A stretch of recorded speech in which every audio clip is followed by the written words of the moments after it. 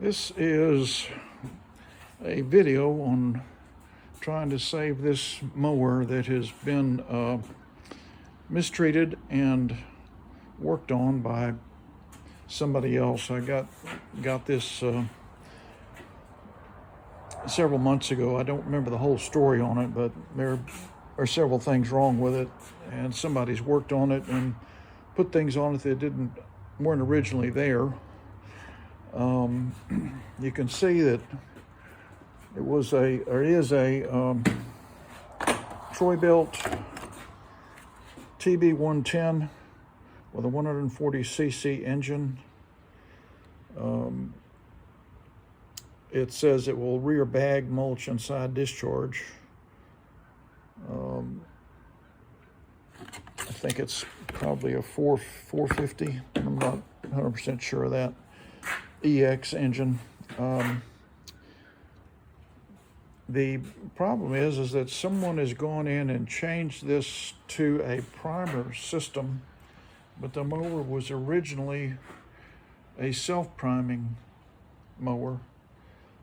So what I'm going to do is try to restore it to be a self-priming mower, because this does appear to, the self-priming mechanism thermostat does appear to work, because you see how it springs back.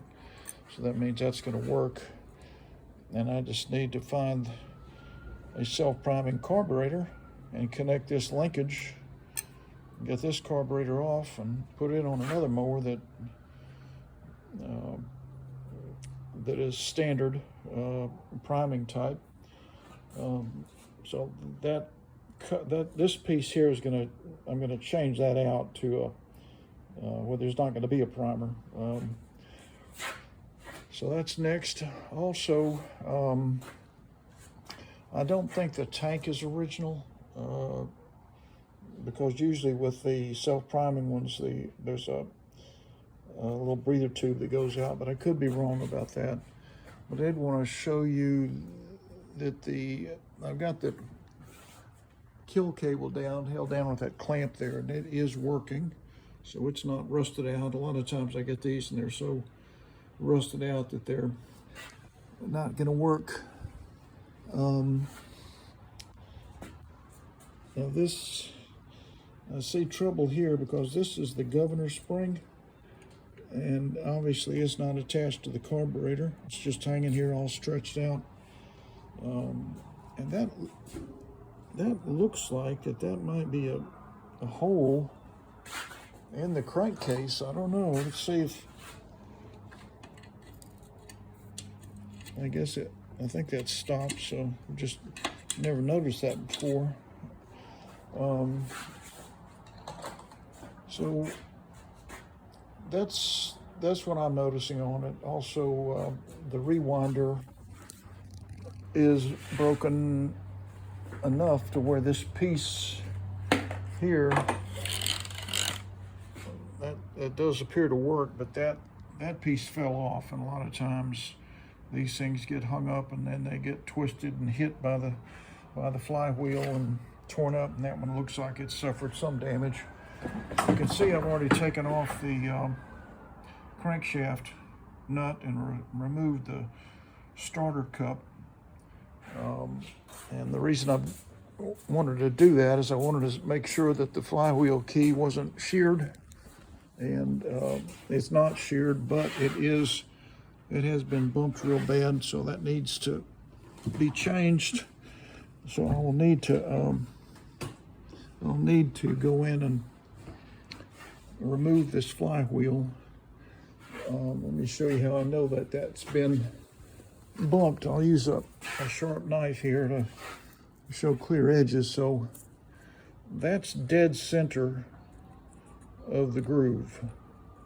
And so the dead center of this flywheel key should be there, and it's not. That's the dead center over there.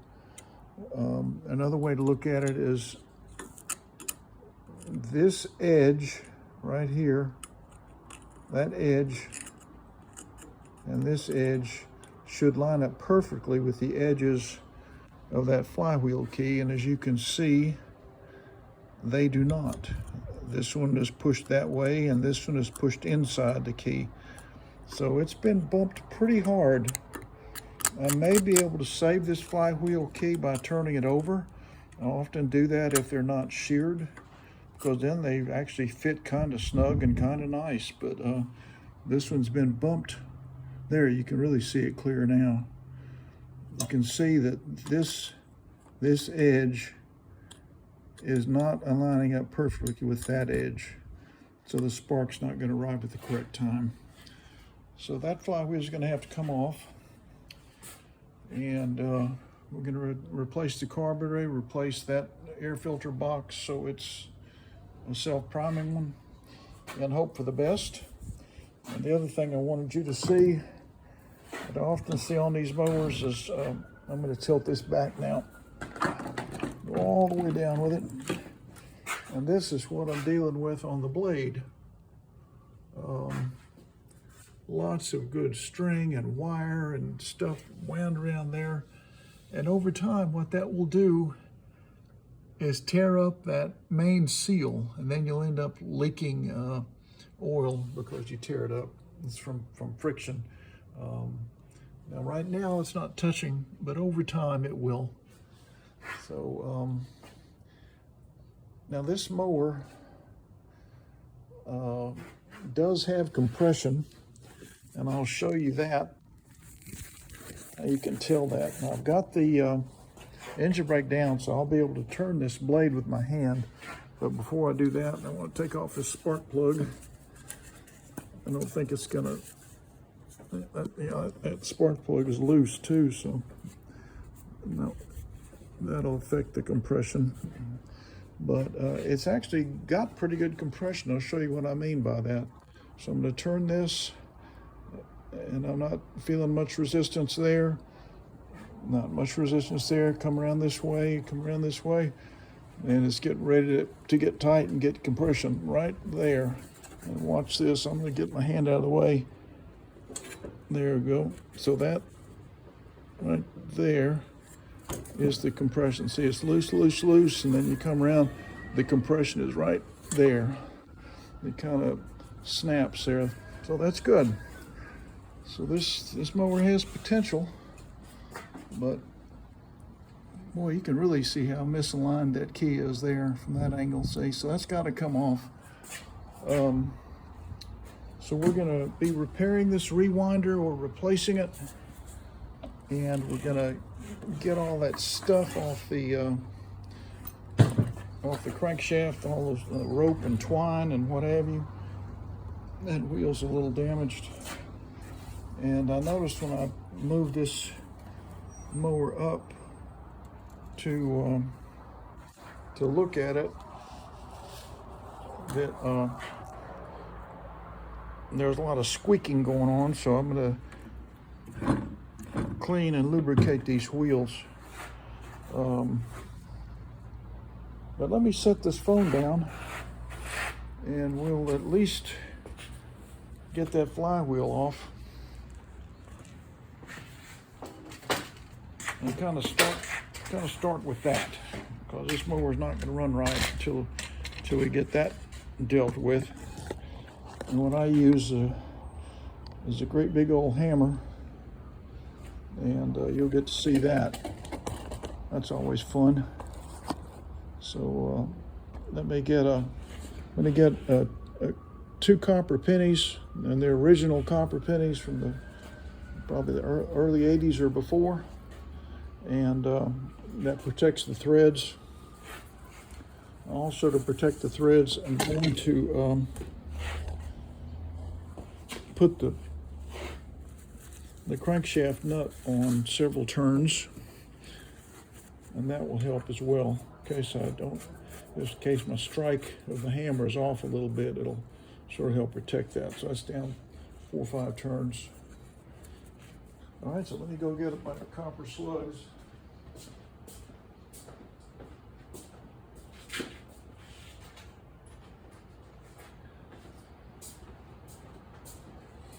And I did squirt some JB Blaster about an hour ago on this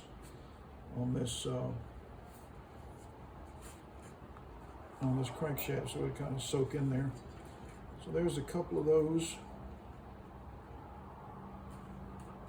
And I need to,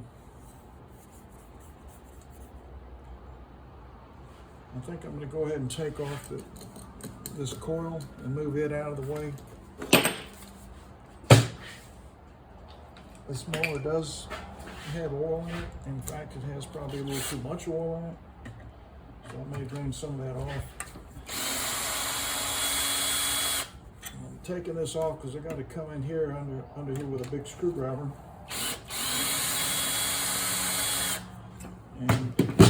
and get under there with that screwdriver. So I'm going to move this coil out of the way. I'm going to go ahead and bring the spark plug cord up here. Okay, that's sort of out of the way now. And now I'm going to get my earmuffs on because this is going to be loud.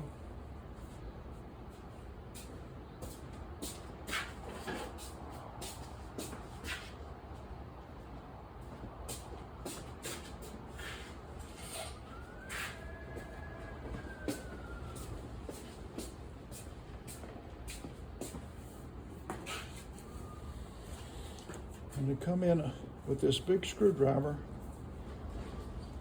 and I'm going to start, feel that compression, I'm going to start under the thick part of the flywheel. See it pops up there? Okay, I'm going to kind of take a little warm-up swing here, a couple of them. All right. It usually takes a few little whacks to get it to pop loose. There's one.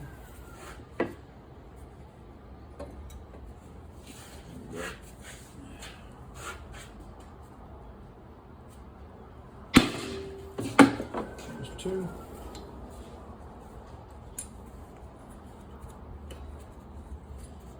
When it breaks free, you can kind of tell. Stacking my little copper up here.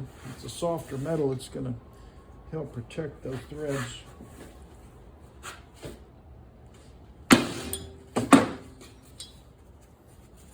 And this one's really on there.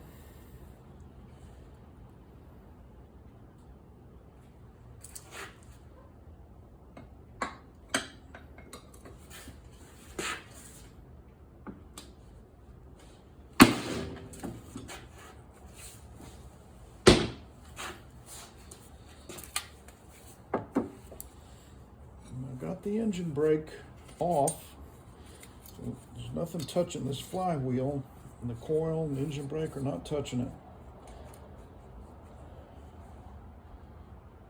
And let it go again.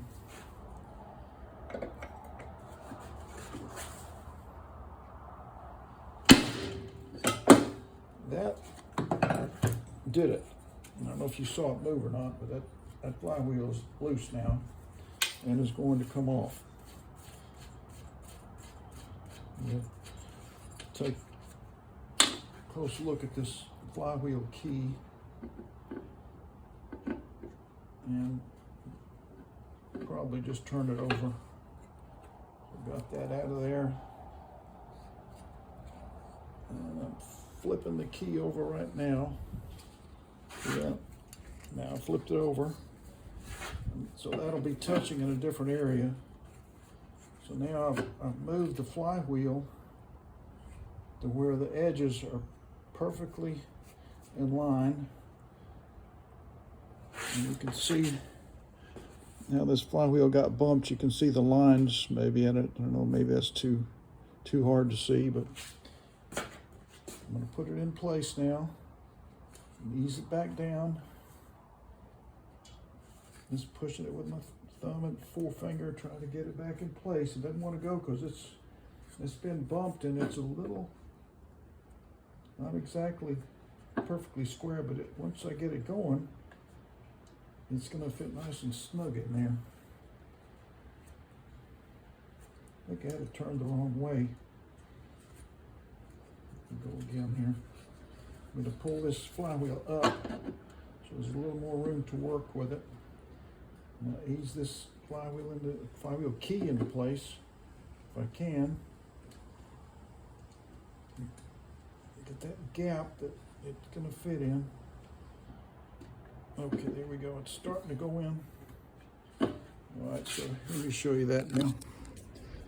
Okay, so you see how the flywheel key is starting to go in. Now I'm just going to get a screwdriver or something to push on it with. Hold on.